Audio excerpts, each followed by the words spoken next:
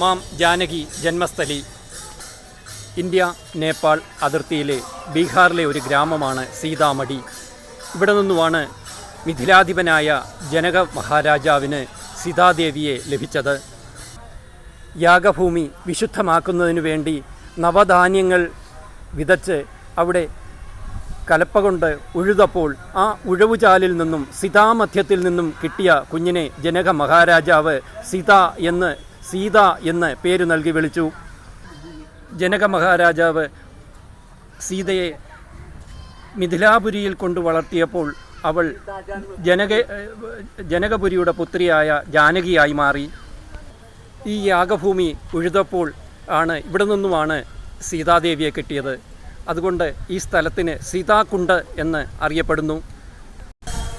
സീതാമാതാവിൻ്റെ ക്ഷേത്രമാണ് മാം ജാനകി ജന്മസ്ഥലി. ബീഹാറിലെ സീതാമഠിയിലെ സീതാദേവിയെ ലഭിച്ച ഇടമാണ് ഇത്.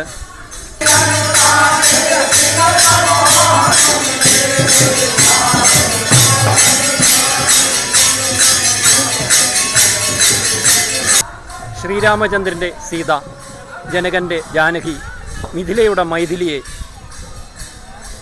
ആ സീതയെ ലഭിച്ച സീതാമഠി എന്ന ബീഹാറിലെ ഗ്രാമം, നേപ്പാൾ ഇന്ത്യ അതിർത്തിയിലെ സീതാമഠി.